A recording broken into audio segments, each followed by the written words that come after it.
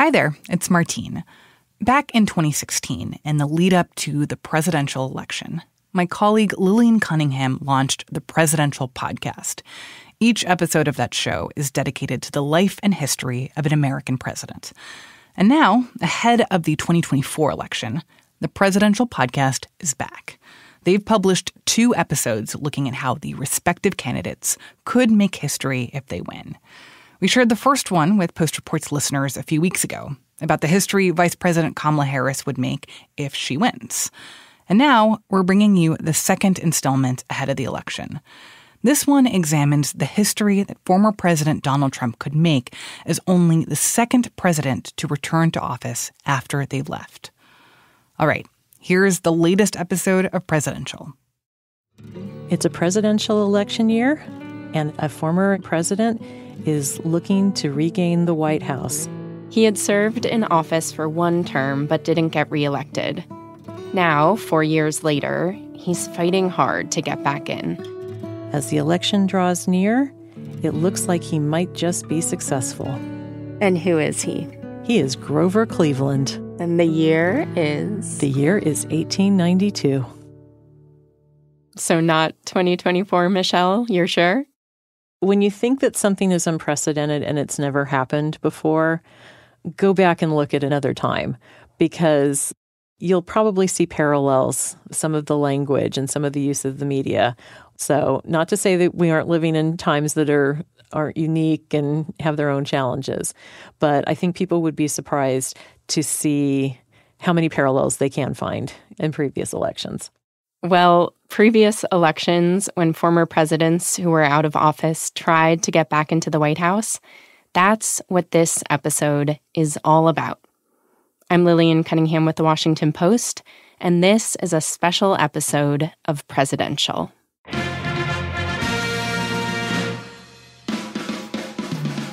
I shall resign the presidency effective at noon tomorrow. What your country can do for you. A date which will live in infamy. It's great to be back with a second bonus episode leading up to the 2024 election. Our first bonus episode looked at the historical context of Vice President Kamala Harris's presidential campaign. She's the Democratic nominee. This episode will put in context the campaign of Republican nominee, former President Donald Trump. Now, Trump, as you heard, is not the first president to leave the White House, then try, several years later, to get back there again. He's actually the 7th former president in U.S. history to try it. The other 6 were Martin Van Buren, Millard Fillmore, Ulysses S. Grant, Grover Cleveland, Theodore Roosevelt, and Herbert Hoover. Only one of those men was successful, Grover Cleveland, but all of their efforts have really interesting parallels and lessons for us today. So, with me to explore all of this is someone who longtime listeners love and will remember from many of the early episodes. I'm Michelle Krowl, and I'm the Civil War and Reconstruction Specialist in the Manuscript Division of the Library of Congress. Michelle, you're back. I'm back. Happy to be here. Thank you so much for being here. I think the last time you were here in the Washington Post studio was 2016. I believe that's true. I think it was when we were just finishing up you were finishing up the Presidential Podcast. Yeah. Well, you two in a way. So why don't we start with the very first former president to try this, and that was Martin Van Buren. Mm-hmm. Now, I'm sure everyone remembers all the details from our Martin Van Buren episode, but just in case they need like a little refresher, why don't you just give us the quick rundown on who Martin Van Buren is? Other than that, he was called the Little Magician because he was such a skilled political operator. Well, he had been Andrew Jackson's vice president, and then he was Jackson's successor. So he was the 8th president, and he served from 1837 to 1841. But Van Buren was only a 1-term president, and he was defeated when he tried to run for re-election in 1840. So he lost re-election. He left the White House. But then 8 years later, in 1848, he ran for president again. That time he ran with a third party, the anti-slavery Free Soil Party. Michelle, he's the very first former president to try to make a comeback like this. How was that seen at the time? Well, he had become more anti-slavery in those years since the White House, and the Free Soil Party was, free soil, free men, free labor. They were very much a party that was in opposition to the expansion of slavery into the territories that the United States had gained after the Mexican-American War. And it's something of a hybrid party, too. So the Free Soil Party had brought together elements from the old Whig Party, from some of the Democratic Party, as well as an abolitionist Liberty Party. And, perhaps it was the idea of having this former president who at least had some cachet and then maybe had some anti-slavery kind of bona fides was one way of taking care of the ticket. Yeah, I mean, that 1848 election did not go well for him, though. No, it did not. I think I saw he got only 10% of the popular vote. Right. No electoral votes at all. That's correct. Well, he was also running against the Whig Party with Zachary Taylor, who had been something of a hero of the Mexican War, and then also the Democratic Party, which was obviously much more established than the Free Soil. At least they got 10% of the electorate. That's one way to look at it. So there's that, but he had no hope of actually winning. But it was a stronger showing than many of the previous third parties had been able to achieve. So do you think the impression we're left with is that Van Buren, he ran more to make a statement, draw attention to a cause, than actually thinking he might end up in the White House? Many of the third-party candidates throughout U.S. political history, if they're being realistic, most of them don't really have a realistic shot of winning. What third parties often do is that they bring issues into the national conversation in other ways. And sometimes that's what then forces the two dominant parties to think, okay, well, this party has 10% of the vote, so maybe these are issues that are going to be things that we have to deal with, or maybe need to look at how we appeal to that part of the electorate. Mm-hmm. So the next former president we see try to run again for the presidency was Millard Fillmore. He had been Zachary Taylor's vice president in 1849 and 1850, but then Taylor died in office and Fillmore ends up serving out the remainder of his term as president. And so, like Van Buren, Fillmore tried to win re-election, but also like Van Buren, he lost that re-election. So why 4 years later, in 1856, does he try running again? Well, he ran in 1856 as the presidential nominee of the American Party, which some people also know as the Know Nothing Party. Another third party it's at another, the time. Exactly. It's another third party that is primarily known for being anti-immigrant and anti-Catholic. And apparently Fillmore didn't really say much in terms of the anti-immigration or some of those issues. But, this one, I think, got 21% of the electorate. So, again, so actually a little better than Martin Van Buren's attempt. Right, a little bit better. And, since the Republicans were a brand new party at that time, there were kind of a couple of parties that were still sort of establishing themselves. So if we skip ahead to our third former president to try, that takes us to Ulysses S. Grant. And so unlike Van Buren and Millard Fillmore, Grant served 2 terms originally. He was a pretty popular figure, and there weren't term limits back then. So he actually could have tried running for a 3rd term while he was still in the White House, but he decided not to. Then he changes his mind 4 years later, and in 1880, he does sort of make an attempt to return to the White House. What do we know of why he has this change of heart or change of mind? With Grant, I think you have to look at his 2 terms and how one ended. Okay. So when he came into the White House in 1869, he was still the hero of the Union Army in the Civil War. So I think most historians would look at his first term as being fairly successful, and he was also very popular. But his second term, he ran into a lot of problems. He often trusted the wrong people who let him down. So there were a whole series of scandals and a whole lot of, corruption rings that some of his associates associates or cabinet members were running. So he had that taint of a corrupt administration. So when his term ended in 1877, he left voluntarily. But what Grant decided to do is he and his wife went on a round-the-world tour. They were also doing a little bit of informal diplomacy on behalf of the United States. He was meeting other world leaders. So he came back and I think was interested in being nominated as the Republican candidate in 1880. And I think people had maybe kind of forgotten a little bit about the scandals and what had happened before. Mm-hmm.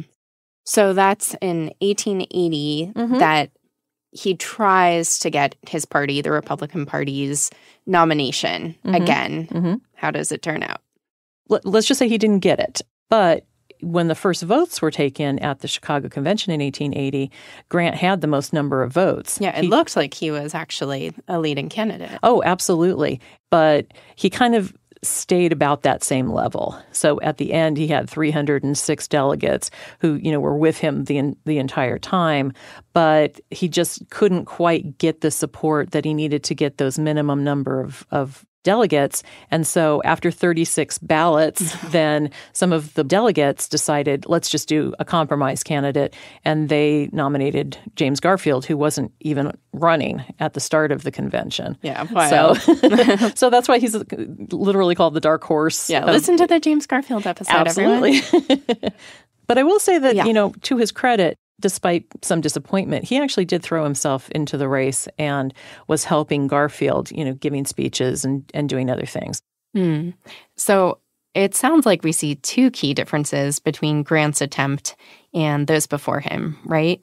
One, Grant served 2 full terms. He didn't ever lose a re-election bid when in the White House. And 2, when he did try to get back into office, he wanted the support of his original party, and when he didn't get that, he let it go. He didn't try the third-party route. So that brings us up to the late 1800s. So far, there have been 3 attempts. All of them are sort of various degrees of unsuccessful. But now we're about to get to the first and the so far only attempt by a former president to regain the White House that actually works out. Grover Cleveland. Michelle, you were on the original presidential episode about Cleveland. So why don't you just paint me a portrait of who he is, especially as he's running for president the first time in 1884?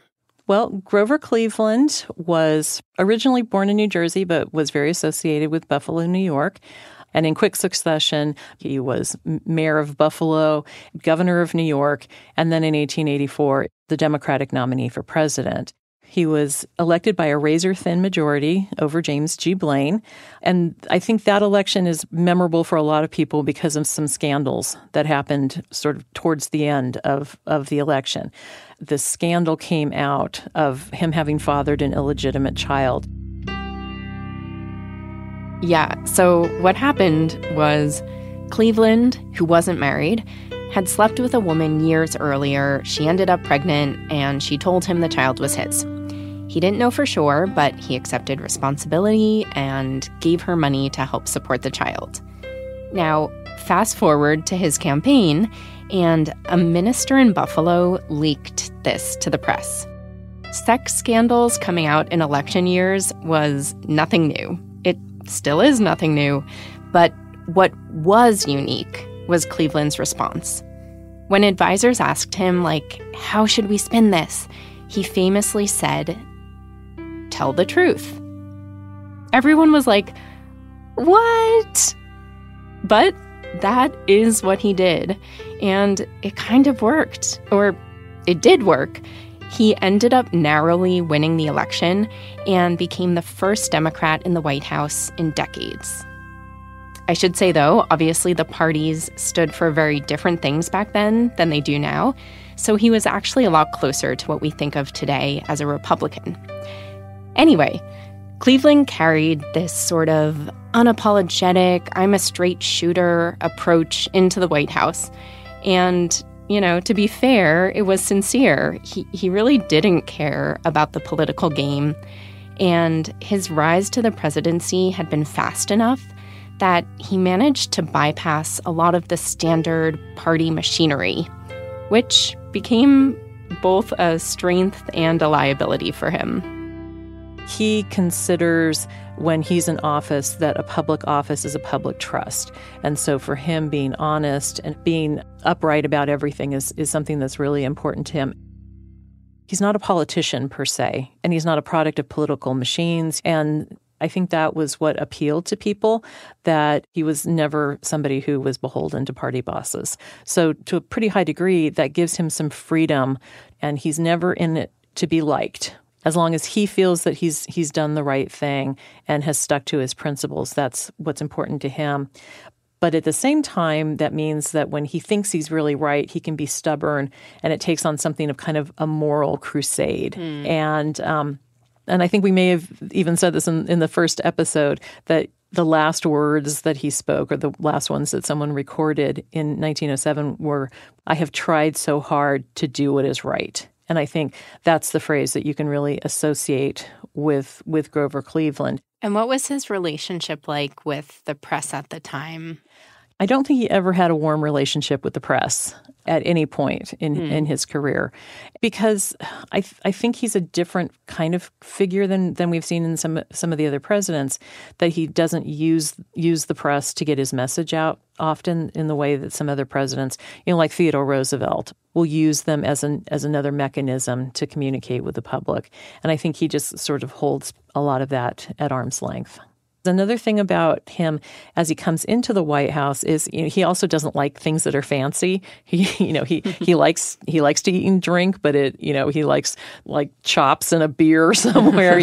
He's always complaining because his predecessor, Chester Arthur, really loved fine dining and fine things and had redone the White House. And he brought in a French chef, and Cleveland hates it. He writes to his friends like, I'm going to get some of that French stuff tonight. I hate that kind of stuff. So, he's very much coming in as a bachelor who lives above the store. He also gets married while he's in the White House. Yes, he gets married in 1886, and his new wife, Frances, who goes by the nickname Frank, she's hugely popular. She is better at the social elements of the White House and can kind of help humanize him a little bit. That's something that people often remember about Cleveland, is that his wife was actually the daughter of one of his best friends. Yeah, Oscar. I remember that. Yes, that is one of the things I remember. Most people do, yes. Her father had been Oscar Folsom, but he had died in an accident when Frances was very young. And so Cleveland is sort of like a trustee. So he's been in her life for most of her life, and, was very friendly with her mother. And some people thought maybe it was the mother who was going to be the Mrs. Cleveland. But, Grover and Frances fell in love. And even though there was a 27-year age difference, they got married in 1886. So by the time his first term is coming to an end, he's running for re-election. How good do his chances look? Like, how popular is he at the time? In some ways, he was still popular, but in other ways, not. So there are some issues where he's very adamant about them, and he loses support even among his party members. So there's a lot of things that are not necessarily to his benefit when he starts running in 1888. And they ran a terrible campaign. In what way? Well, first of all, they had a vice presidential candidate who was, I guess this is something that we'll understand too, was just too old and infirm to really do the job. Because at that point, candidates don't go out and campaign for themselves the way that we're so used to them doing now. You really have to have something of an organization on the speaking circuit to really drum up support. And Cleveland just didn't have a good organization behind him on that level, whereas Benjamin Harrison and the Republicans did. So how did his re-election bid play out? He actually won the popular vote. He had a lot of support in the South and kind of, some of the mid-Atlantic states. But because of where the votes were, and we've seen this happen before, that you can get the popular vote, but if they're not in the electoral college heavy states, it can go the other way. And that's exactly what happened to Cleveland. So the returns came in. Benjamin Harrison officially won the 1888 election, kicks Cleveland out of office. And we should say Harrison was a Republican in favor of trust busting, voting rights for Black Americans, higher tariffs on imports. Mm-hmm. He was also the first president to have his voice recorded, though it's definitely not the clearest, but here it is. As President of the United States, I was present at the first Pan-American Congress in Washington, D.C. So how does Cleveland take this loss, especially given not only has he been sort of booted from the White House, but the fact that he did win the popular vote and that it did seem like, in some ways it was a very close election. Mm-hmm. What sort of state and mood does he leave the White House in? I mean, I don't think anybody likes to lose, but I don't think he was overly bitter. He wasn't bitter in the same way that he would create a third party or contest the election or anything like that. One of his biographers said he was almost like a schoolboy who was about ready to go on vacation because, with many people who are seeking the job of president, they have this ambition to be president, or they sort of have this fire for the position. And I don't think that was really Grover Cleveland. He was glad that the campaign had brought out very stark policy differences between the Republicans and the Democrats, because the Republicans did have a very different policy platform than the Democrats. And I think he had this thought that, they'll find out that I was right, or, we'll see how this plays out. But I think personally, I think he was happy to jettison the job because now he's married and he wants some privacy and he wants to have a family life. Now, on the other hand, his wife, Frances, theoretically told one of the White House staff, don't move anything because we're going to be back in 4 years. So, if she actually said that, she may have had more of a hope or a premonition that they would be returning than he did. So 4 years later, there he is. does. So what happened? At what point does it become apparent that he does actually want to get back to the White House? I think what had happened by 1892 is that he was seeing what the Republicans had done. Like an unraveling of some of his work. Yeah, I think so. And again, I think the kind of man Grover Cleveland is that it was a duty to the nation to do what he could to protect it, to be sort of an executive on that score. And also when he was seeing some of the other people who were being discussed as a possible Democratic nominee, he had no faith in them either. So in that election of 1892, how does that campaign go for him? Well, it went better than the 1888 campaign, that's for sure. That he had learned some lessons from 1888, for one thing, that he needed to have better lieutenants and people who would be out there who would be funding the campaign. Because that's another thing about Cleveland. If you're not supported by party bosses, if you're not part of the political machinery, you can't rely on those networks to do your job for you. So in 92, he had, I think, more competent people behind him.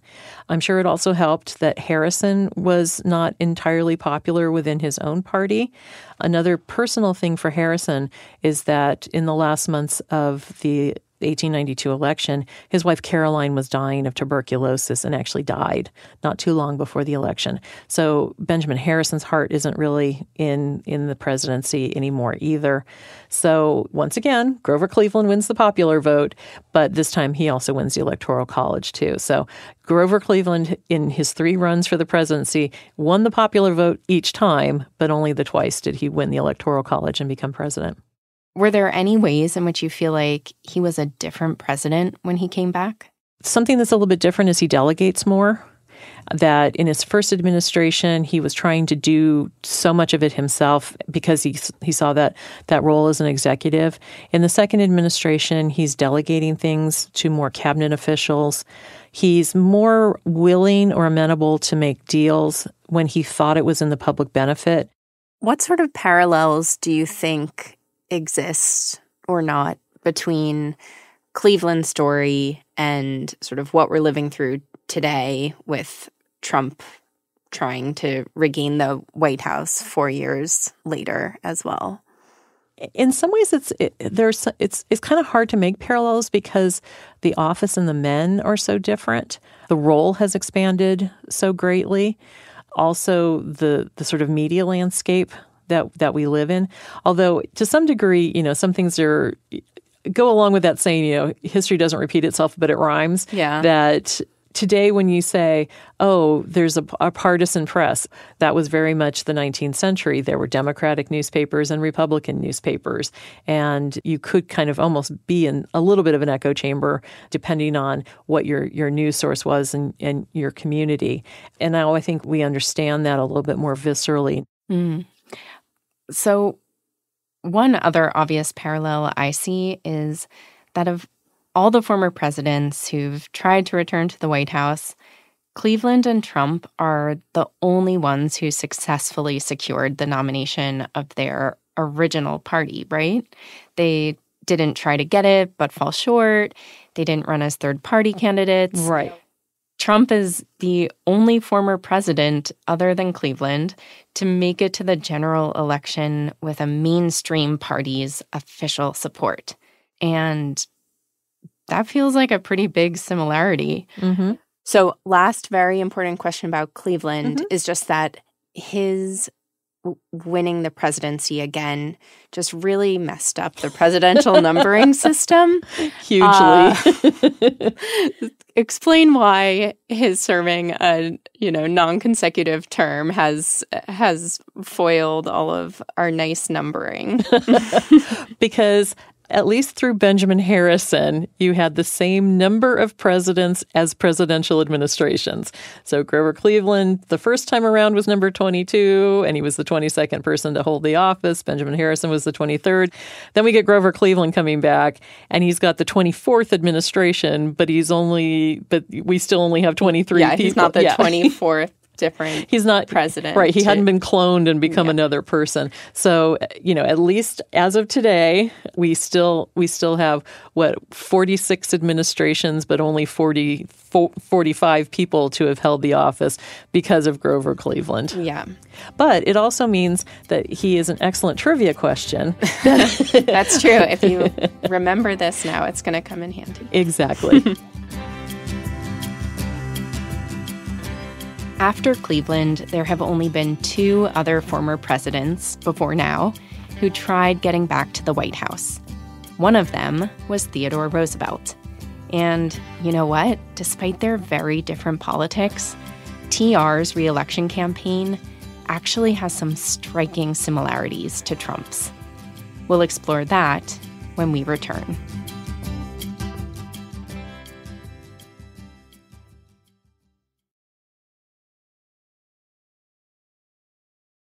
The 2 former presidents who tried running again after Grover Cleveland were Theodore Roosevelt and Herbert Hoover.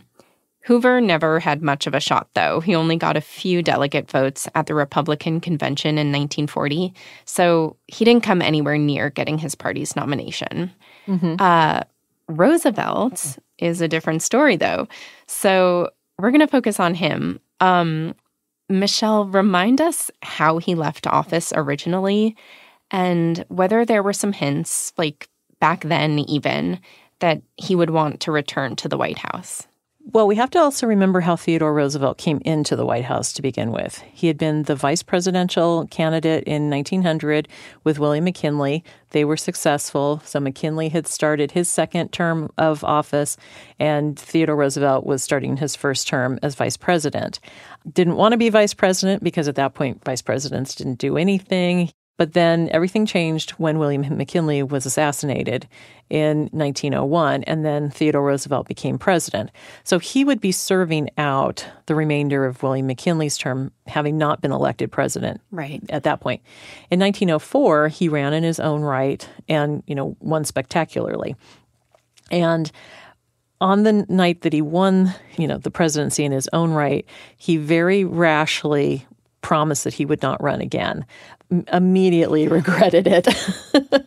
But, to his credit, he didn't run again in 1908. But I think he missed being out of the arena. I was going to say, I mean, he was pretty explicit about how much he loved being president and how he thought it was the best job in the world, right? So, I mean, he left office knowing it was a thing he loved. Well, I mean, he would tell people, like, I've had a great time as president and, I'm going to go do some other things now.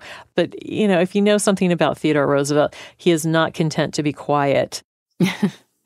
So, yeah, on the way out of the White House, he endorsed Howard Taft as his successor. Taft won. Roosevelt went off to Africa and Europe. But soon enough, he was back in America wanting to return to politics. Well, wanting to return to the White House because he was furious at how Taft was doing the job, right? Gosh, he's just such a whirlwind in so many ways.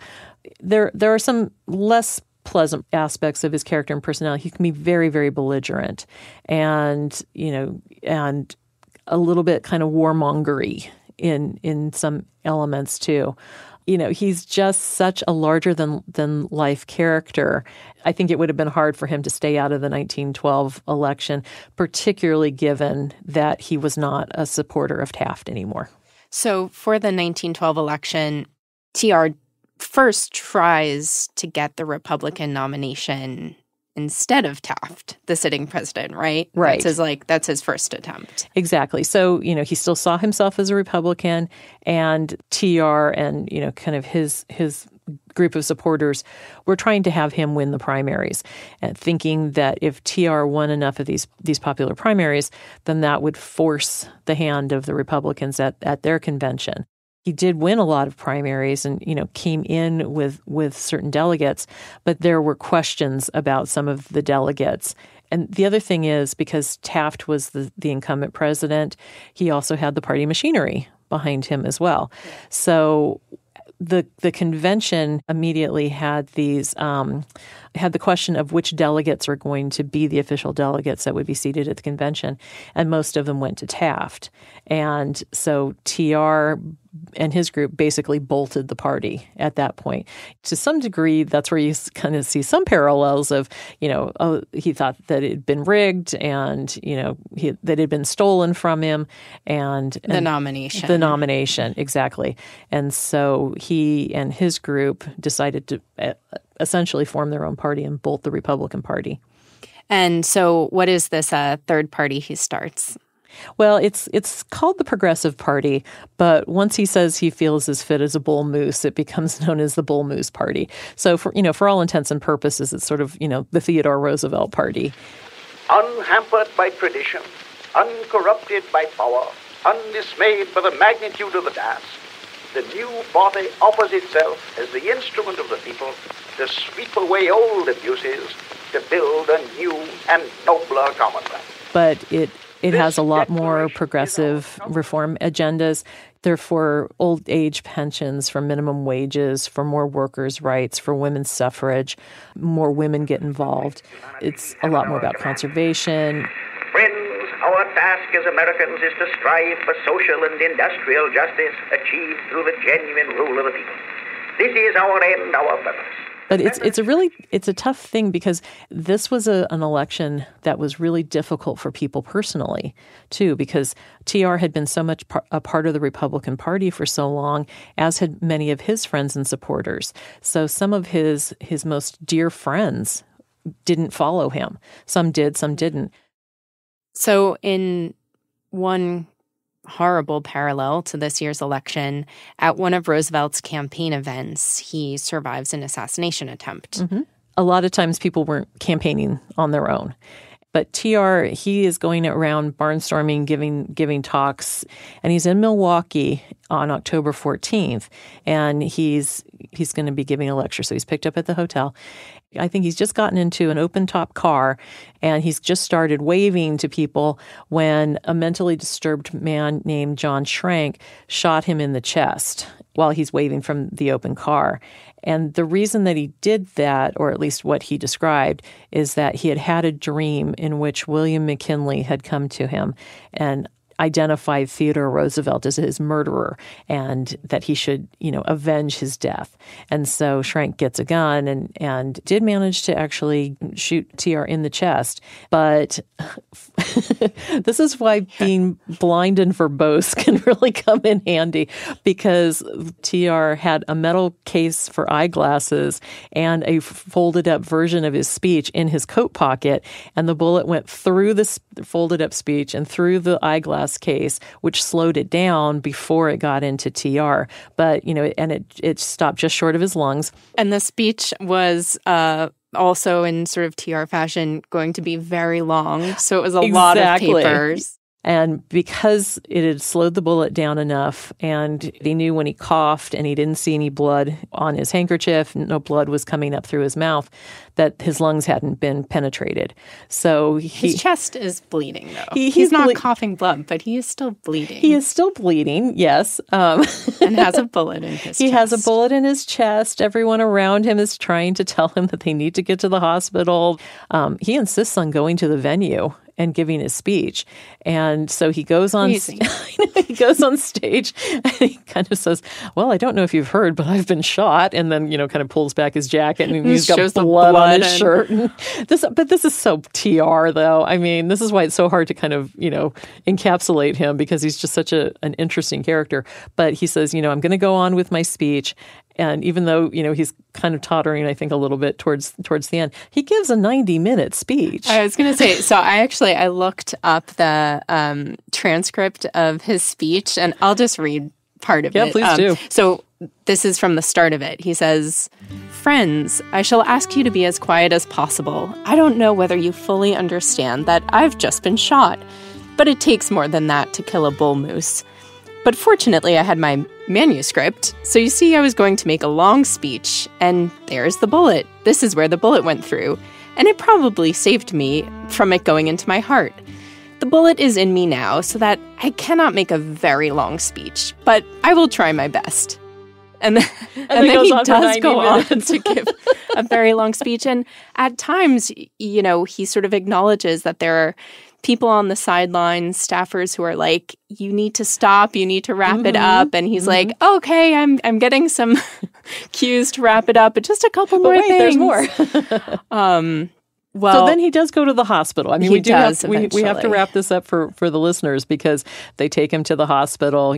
None of the vital organs were hit. And actually, he keeps that bullet in his body for the rest of his life. And, he one of the documents that we have at the Library of Congress was the telegram that he sent to his wife, like, "Oh, don't bother coming. I was shot, but not too badly.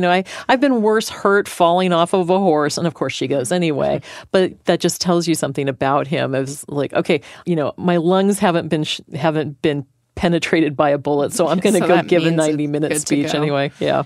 So, I mean, for all of TR's popularity and this assassination attempt, I mean, it doesn't put an end to his campaign or anything. But so how does that election go? Why doesn't it ultimately work out for him? So there was Woodrow Wilson representing the Democratic Party, William Howard Taft, who was representing the traditional Republican Party, TR representing the Bull Moose or Progressive Party, and then Eugene V. Debs, who was representing the Socialist Party. The difference between Mr. Wilson and myself is fundamental. So ultimately, the race really comes down to TR and Wilson. We propose, on the contrary, to extend governmental power in order to secure the liberty of the wage workers, of the men and women who toil in industry, to save the liberty of the oppressed from the oppressor. But as it turned out, Woodrow Wilson won, pretty handily with the Electoral College and got about 41% of the vote. But interestingly, TR came in second. I think it was the strongest third-party campaign in U.S. history so far. Definitely. Is there anything that kind of stands out to you as an interesting parallel or sort of lesson from TR's run that, again, sort of living through the election we are today, you'd like to highlight? Well, I mean, I guess because, with your question about with TR's popularity, why didn't he win or why didn't it work out? I think the question is really, why did they do so well? And on that score, I think it was really the person, that TR was so popular.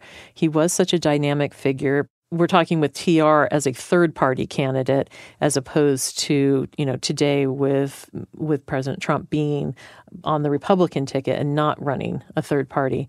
But, sometimes when you're looking at TR's run, the language that they're using and the enthusiasm of the crowds, it almost does kind of have an air of a crusade in it.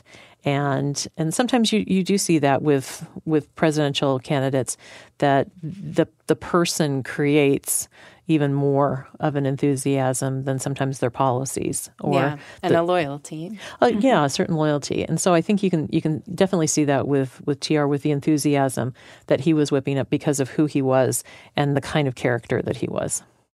So it's like if Roosevelt was able to do so well as a third-party candidate, given his huge following, just imagine how well he might have done if he had actually been the Republican nominee. And I mean, that hypothetical in a way is what we're seeing today with Trump. Right. What would have been interesting to see is that people were looking at the 1920 election because, Woodrow Wilson had won two elections, but obviously, with a stroke and after results of World War I, he was not going to be running again. So people started looking at TR for 1920.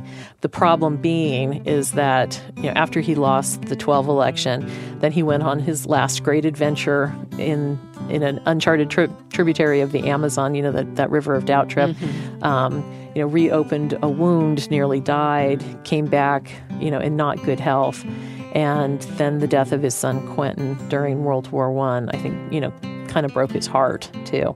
So he died in 1919. But, had he, had more vigorous health at the end, who knows? He might have come back in 1920.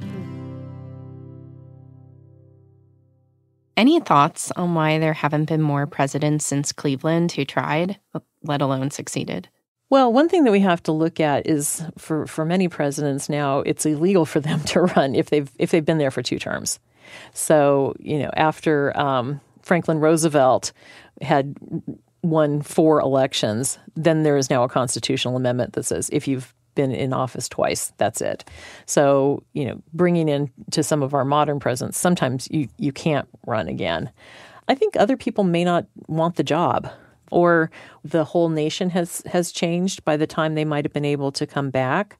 So, maybe some of them don't represent the time anymore. They may have been the person elected in a particular time, but then there's been a shift. Mm-hmm. So, I'm thinking about Jimmy Carter, for example, because he could have run again since he only had the one presidency. But things had changed so much after 1980. And then in thinking about this, that maybe some people don't come back again because they see a life after the presidency, too. So I think some of the individuals who have been president find that they have more efficacy, or they can focus on what they want to focus on afterwards. And again, Jimmy Carter was coming to mind. And then, of course, you look at some of our one-term presidents in the past, and like James K. Polk said, I'm not running again, and then he died on the way home. So, sometimes it's just either the health of the individual or the politics have changed, or maybe they just don't have the fire to try again. Well, having that fire to try again already puts Trump among a small group of former presidents. And if he wins re-election, that group gets even smaller, just 2 members. But because of the presidential term limits we have now, a win for Trump in 2024 would by definition mean something it didn't necessarily mean for Cleveland. A win would immediately herald the start of an ending. A return to the White House, but knowing from the outset that it would be the final time. Many thanks to Michelle Krowl for sharing her insights with us in this episode. Archival audio comes from the Library of Congress and the G. Robert Vincent Voice Library at Michigan State University. Original music is by Dave Wessner. This This episode was produced by the amazing Eliza Dennis and edited by Allison Michaels, with very special thanks also to Ariel Plotnick and Ted Muldoon for their help in the studio. I'm Lillian Cunningham, the host and creator of Presidential. You can find me on Instagram at Lillian Cunningham, and if you want to stay in the know about upcoming episodes, events, projects, you can also sign up for my mailing list at lilliancunningham.com. Thank you all so much for listening. I'm really grateful. Bye for now.